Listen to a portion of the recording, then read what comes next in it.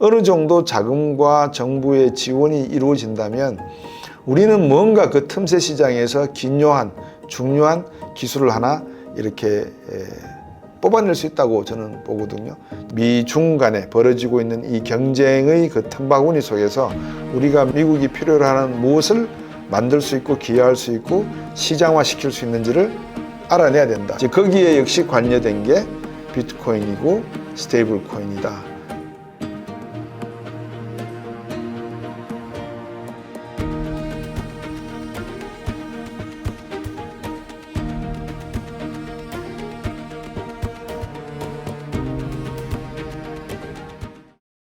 좀 더 이제 이야기를 확장해야 되는 부분이 있습니다. 그게 뭐냐면 여러분에게 드려야 될 말씀이 AI 분야하고 이 스테이블 코인에 관계되는 내용들을 말씀을 드려야 되기 때문에 그렇습니다. 지금 인공지능과 관련해 가지고 기술이 어느 정도 발전해 있을까 많은 분들이 이제 궁금해 하시고 우리나라는 어느 수준일까 이런 솔직한 이야기가 아마 없죠.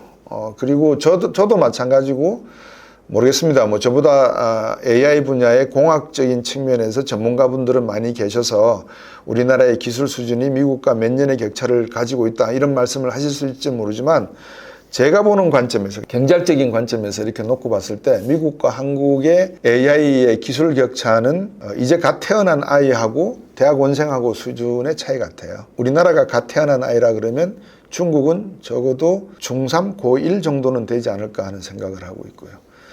왜 그런 이야기를 말씀을 드리냐면 우리는 그냥 이렇게 유튜브 채널을 통해서도 그렇고 많은 분들이 정보를 접한다고는 하지만 구체적인 정보에 대해서 파생되는 내용은 잘 모르지 않습니까? 예를 들면 어센드라고 하는 GPU를 중국의 화웨이가 만들어서 지금 생산하고 있다. 엔비디아와 경쟁하려고 하고 있다. 엔비디아도 H20을 수출하면서 중국에 이런 기술을 인정을 해야 된다. 그리고 막 젠슨 황이 이야기를 하고 막 그러잖아요.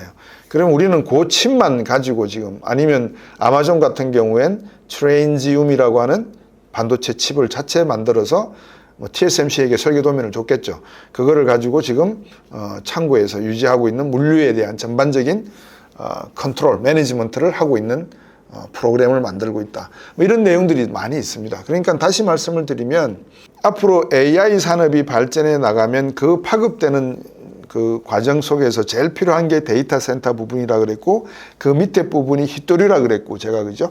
그러면 이 힛도리 부분에 있어서 미국이 아차 싶어서 일본이 했던 걸 한번 우리가 따라가야 되지 않겠나. 그래서 최근에 팔란티어를 통해 가지고 간접적으로 투자하기도 했습니다만 MP 머티리얼스라고 하는 광산에다가 캘리포니아에 있는 광산에 투자하기도 하고 그린란드라고 하는 그 땅에 묻혀있는 힛도류의 개발에 대한 이야기도 하고 있고 나름대로의 이제 힛도류의 친환경적인 추출 방법을 아마 연구를 하고 있을 거라고 보여집니다. 그러니까 힛도류에서부터 시작이 된다고 보셔야 되는 거죠.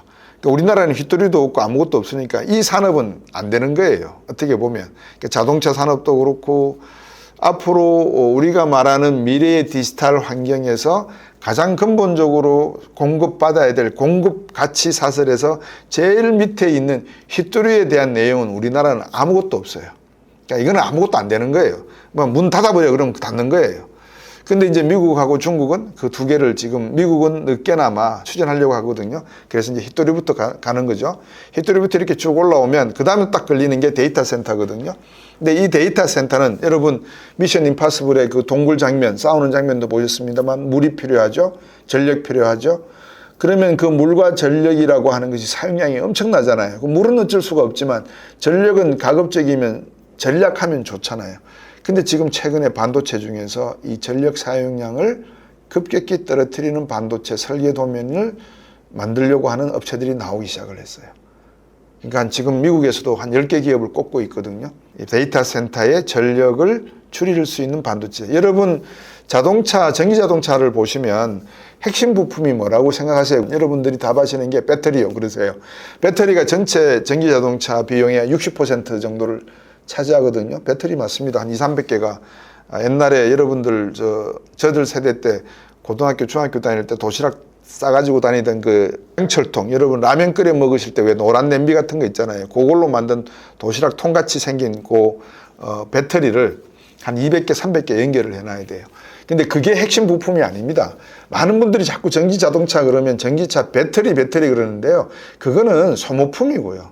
핵심 부품이 뭐냐 그러면 BMS라고 하는 게 있습니다.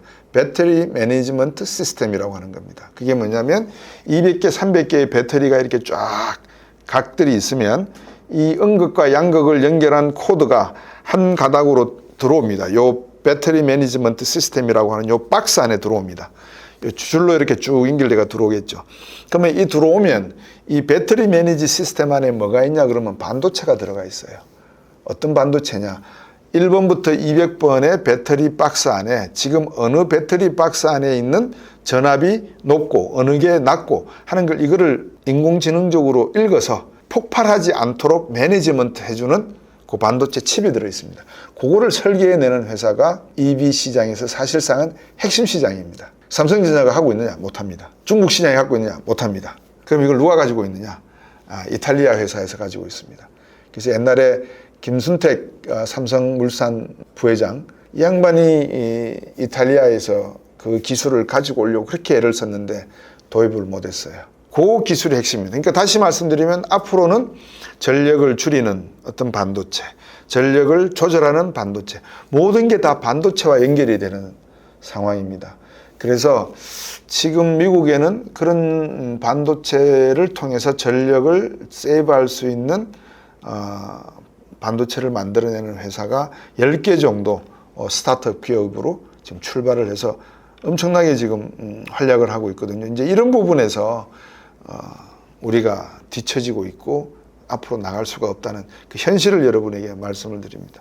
그 단에 올라가면 아마존이나 알리바바나 화웨이나 이제 플랫폼 기업들이 존재를 해야 되겠죠. 우리나라의 카카오나 네이버 수준을 이제 그런 기업들에게 견주면 안 됩니다. 그거는 극복할 수 없는 제약 조건이잖아요. 그죠? 그 다음에 이제 올라가면 AI라고 하는 마지막 단계인데 거기도 우리가 데이터가 없으니까 저 밑단부터 안 되니까 결국 못 하는 거죠. 이게 이제 점점 갈수록 전문화되고 다양화되고 특화되는 단계에 이제 시작에 있습니다.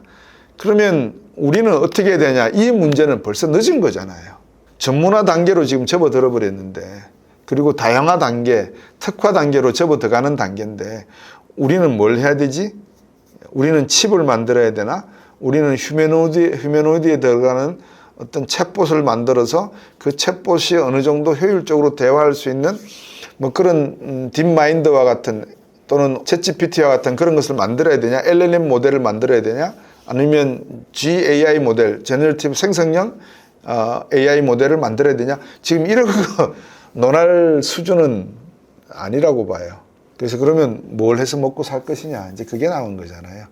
이제 그게 핵심인데 그거를 이제 이재명 정부나 다음 정부에서 찾아내서 국민들에게 말씀을 제대로 드리고 지속 가능한 성장의 동력으로서 삼아야 되는데 다행스러운 건 그래도 최근에 신정부 들어와서 스타트업이나 벤처기업에 대한 어떤 투자를 강조하고 있다는 것은 다행스러운 일입니다. 왜냐하면 우리나라 국민들이 머리가 상당히 두뇌가 뛰어나거든요.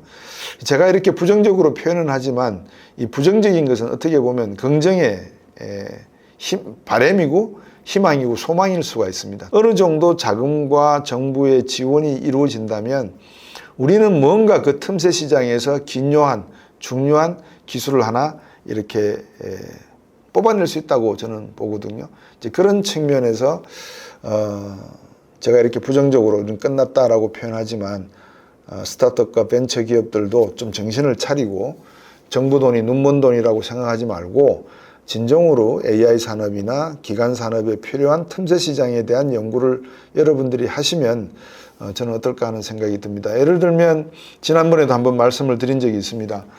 그 미국의 한 대학생이 학기말 시험 빅데이터를 이용해서 로그인해서 회원으로 가입을 하면 얼마든지 이 많은 대학들의 학기말 시험 문제를 비슷한 과목에 대해서 뽑아낼 수 있고 거기에 대해서 미리 예상 문제를 연습을 해.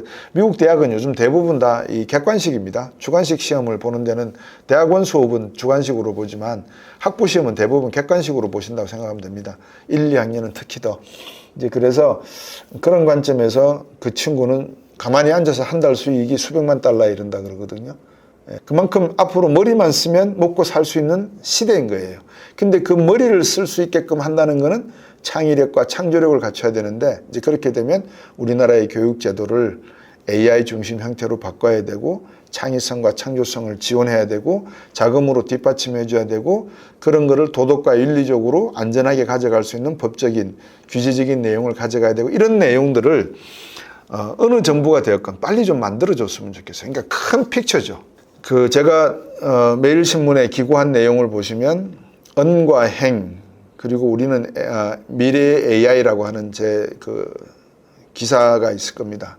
찾아보시면 말보다도 행동을 먼저 하라는 내용이거든요. 그래서 실천을 하는 것이 상당히 중요한 거다라는 말씀을 제가 드리고, 우리 정부가 이제 이런 부분에서만큼은 좀 말 그대로 실용적인 방향으로 나갔으면 하는 바람이 크다. 자, 그래서 오늘 여러분에게 드렸던 말씀은 관세협정이 어떤 식으로 체결이 될 가능성이 있다는 말씀을 드렸고, 또 우리나라의 미래에 대해서 우리가 고민해야 될 것은 AI에 있어서의 어떤 미중 간에 벌어지고 있는 이 경쟁의 그 틈바구니 속에서 우리가 미국이 필요로 하는 무엇을 만들 수 있고 기여할 수 있고 시장화시킬 수 있는지를 알아내야 된다. 그 대가로 400억 달러 정도 배를 만들어 수리해 주는 거는 그건 저는 괜찮다고 봅니다. 그래서 이제 문제는 앞으로 4천억을 벌어들이면서 400억 투자하는 걸 가지고 흔히 하는 말로 바지가랭이 잡을 생각은 별로 없고요. 단지 그 400억을 투자해서 4천억을 벌 AI의 어떤 기준, 원칙 이런 거를 가지고 있는가 안 가지고 있는가가 제가 더 관심 있게 지켜보는 내용이다라는 말씀을 드리겠습니다. 트럼프 대통령이 이렇게 되면 이제 뭐라 그럴까요? 미국의 힘이 더 단단해지고 중국과 어떤 차별화가 가능하겠느냐 이런 이야기들을 할 수밖에 없죠. 근데 제가 경제 대전망 책에서 독자 여러분들에게 이제 경고라 그럴까요? 위기 가능 시나리오 중에서 하나를 만들어 드렸던 게 뭐냐면 2027년 중국의 대만에 대한 위기설이 하나가 있습니다. 왜 그러냐 그러면 2027년쯤에 대만에 총통선거가 있게 되는데, 이때 아마 상당히 중국 시진핑 주석의 입장에서 만약에 그때까지 권력을 잡고 간다면 자기의 마지막 임기를 연장할 수 있는 마지막 단계이기 때문에 대만에게 어떤 이야기를 빌미를 삼아서 대만을 침공할 가능성이 있지 않느냐.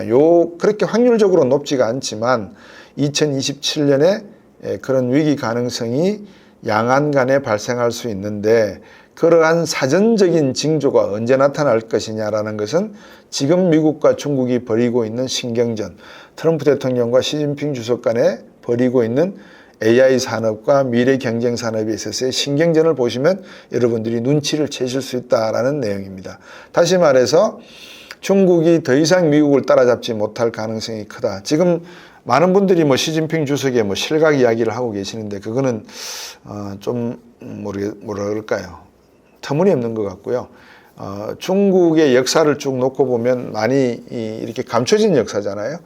그림자 역사가 많습니다. 그런 측면에서 놓고 보면 시진핑 주석이 들어서서 13년 동안에 그동안에 중국몽, 그 다음에 중국 제조업 2025 이런 거를 통해서 화웨이를 만들었고, 샤오미를 만들었고, 알리바바를 만들었고, 이런 것을 보면 시진핑 주석의 업적도 없지 않아 있는 거죠.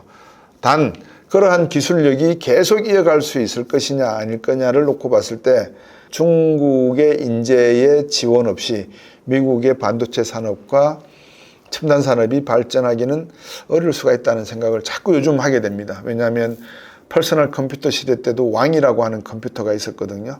값싼 컴퓨터였습니다. 텍사스 인스트루먼트에 있던 많은 기술자들이 인텔로 갔고요. 중국계입니다. 인도계도 많이 디지털 쪽으로, 기술적으로 훌륭한 인재들이 많은데, 제가 공부할 때도 그렇고 중국계 인재들이 워낙 이 공학 쪽으로 발달이 돼 있었고 수학을 잘하고 이래서, 제가 지금 고려하는 것은 이 중국이 가지고 있는 잠재력, 이것이 전쟁이라고 하는 하드웨어가 아니라 경제라고 하는 이 소프트웨어 쪽으로 어떻게 연결될 것인가가 저는 오히려 관심이 있고, 이거를 미국이 잘 유도를 해서 자기 쪽으로 이렇게 유도해 나가고 중국이 시장을 더 개방하게 하고 하면 저는 세계 시장은 상당히 커질 것이고 거기에서 우리가 얻을 수 있는 편익은 정말 대단할 거라고 저는 생각합니다. 그래서 그런 관점에서 여러분들이 미국과 중국의 어떤 신냉전, 패권 경쟁 이런 개념을 단어가 나올 때마다 군사적, 무력적 충돌로 개념을 이해하지 마시고 기술 전쟁, AI 전쟁 이런 돈의 전쟁으로 이해하시는 게 어떨까 하는 생각이 됩니다. 이제 거기에 역시 관여된 게 비트코인이고 스테이블 코인이다. 미국은 이번 3법에 엔타이 CBDC법 만들었다고 제가 말씀드렸잖아요. 그러니까 중앙은행이 CBDC를 발행하지 않도록 해놨습니다. 법으로. 중국은 CBDC로 가겠다는 거고요. 그래놓고 상하이에서는 스테이블 코인 뭐지? 스테이블 코인 해야 되나? 지금 이야기하고 있다고 말씀드렸잖아요. 그러니까 많은 분들이 스테이블 코인 막 이렇게 조각을 내서 보시는 거예요. 만약에 이게 전략적 두뇌에서 나왔다고 하면 대단하다고 말씀을 드릴 수밖에 없는 게 스테이블 코인 이야기를 하고 있고 여기서는 5,500억 달러의 슬러시 펀드 이야기를 하고 있고 관세 협정으로 때리고 있고 이건 하드웨어거든요.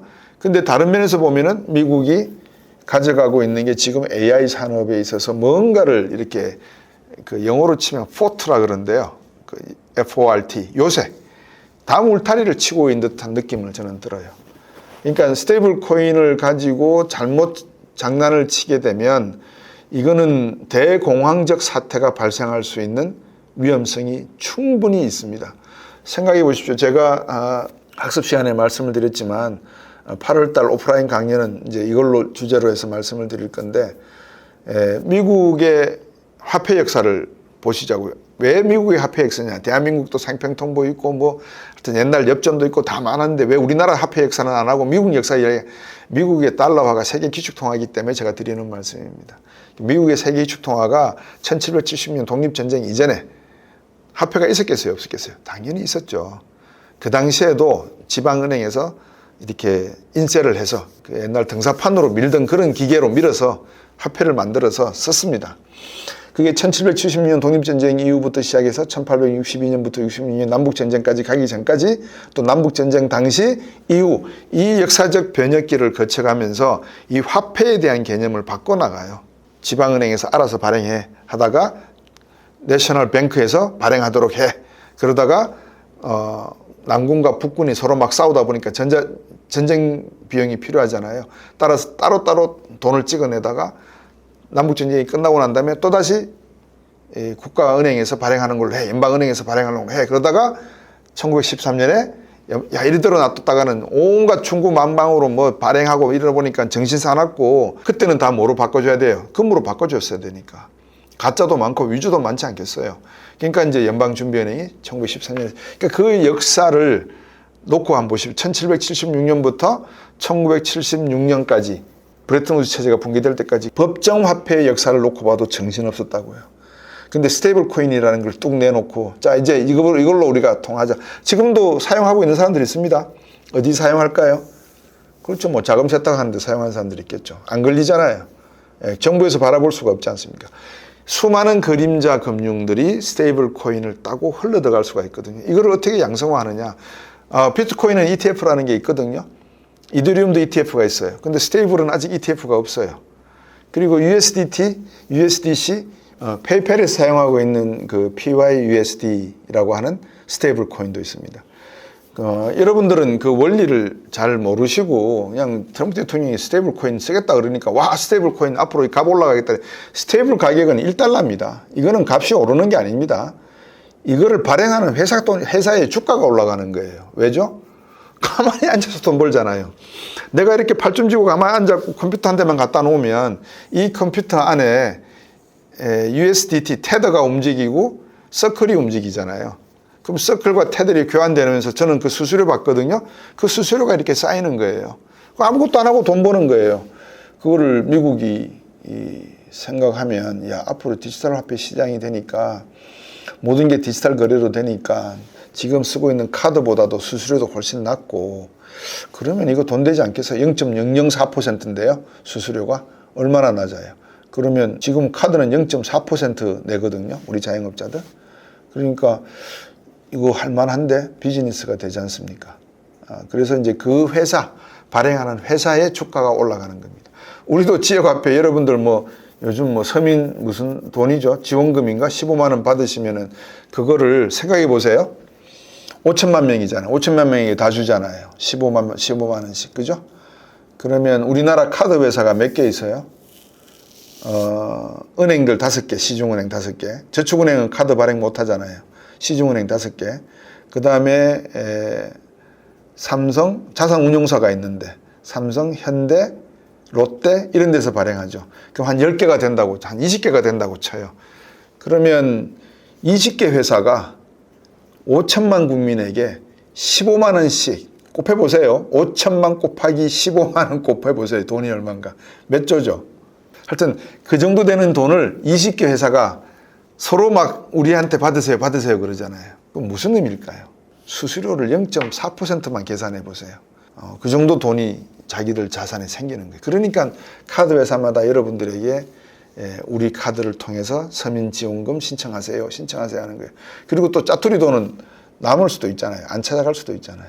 그러니까 여기에 금융산업의 맹점들이 묻어 있는 겁니다.